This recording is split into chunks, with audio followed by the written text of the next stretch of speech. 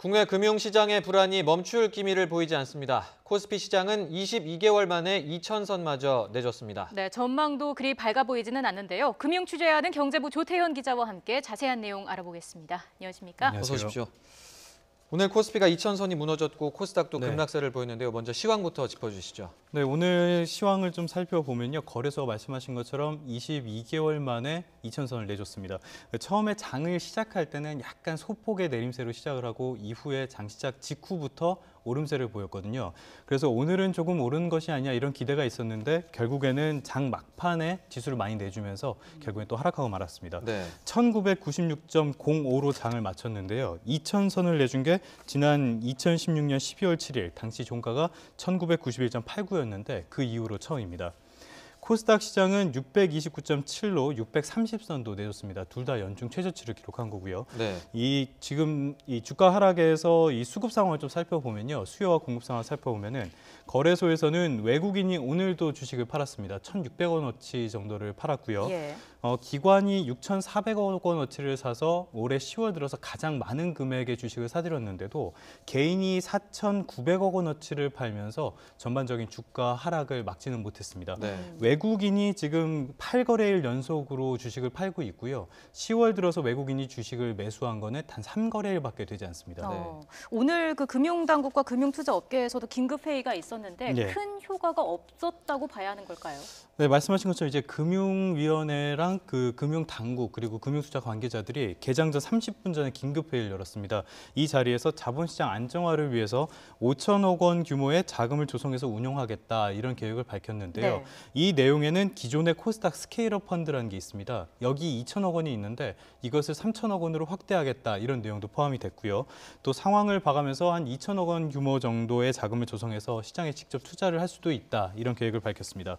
금융투자협회도 긴급 대응 체제를 만들겠다고 회의를 통해서 이렇게 밝혔는데요. 전반적으로 큰 영향이 없었다, 전혀 영향이 없었다 이렇게 볼 수 있겠습니다. 그 하루에 우리 주식시장 거래 대금이 많을 때는 10조 원이 넘고요. 적을 때도 한 10조 원 안팎에서 움직이는 모습들을 보여주는데요. 네. 네. 그 금액에 비해서는 너무 적었던 것이 아니냐 이런 지적이 나오고 있습니다. 네. 지금 앞으로 어떻게 될 것이냐 또 이런 게 굉장히 궁금한 네. 것 같은데 어떻게 좀 전망이 나오고 있습니까? 사실 그 앞으로 예측을 굉장히 하기가 어려운 장세라고 볼 수 있습니다. 사실 이 주식시장에서 급락이 있었을 때는 기술적인 반등이 있는 경우가 많은데요. 네. 지난 금요일이나 오늘쯤이 이 기술적인 반등이 있을 수 있는 시기였습니다. 그런데 이런 것들이 안 보였거든요. 기존의 악재는 한 크게 세 가지 정도로 들 수 있습니다. 첫 번째는 미국과의 금리 차이라고 할 수 있고요. 네. 이 금리 차는 돈은 자연스럽게 금리가 높은 곳으로 쏠리기 마련이니까요. 미국 쪽으로 외국인 투자자가 빠져나올 수 있다. 이런 게 첫 번째 악재고요. 네. 두 번째는 미국 중의 무역 분쟁입니다. 국내 기업에도 상당히 영향을 줄 수밖에 없죠. 그리고 세 번째가 국내 경기가 상당히 최근 들어서 악화되고 있다. 이런 부분들을 좀 기존의 악재라고 볼 수 있는데요. 투자 심리가 이런 것들 때문에 너무 얼어붙다 보니까 이 기술적인 반등도 잘 나타나지 않는다. 이렇게 볼 수 있겠습니다.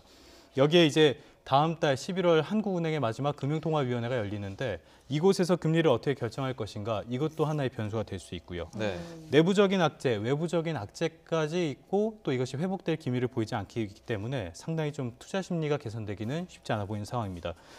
또 심리적인 저지선이라고 불렸던 2100선 그리고 2000선이 잇따라 너무 쉽게 무너져 버렸거든요. 네. 따라서 일단은 한 2000선 정도를 전후로 해서 등락세를 보이지 않겠냐 이런 전망이 지금 많이 나오고 있습니다.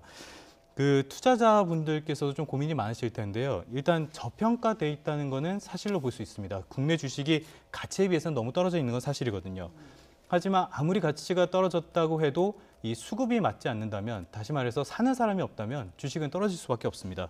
기술적인 반등도 좀 쉽게 나타나지 않는 상황인데요. 따라서 이 상승 동력을 갖춘 가치주라고 할 수 있는 그런 주식들 그리고 무역 분쟁이랑 관계가 없는 성장주 이런 것들을 통해서 좀 보수적인 접근을 하는 것이 좋지 않냐. 이것이 지금 증권사들의 대체적인 의견입니다. 예, 알겠습니다. 지금까지 경제부 조태현 기자와 함께 자세히 알아봤습니다. 오늘 말씀 고맙습니다. 고맙습니다. 맞습니다.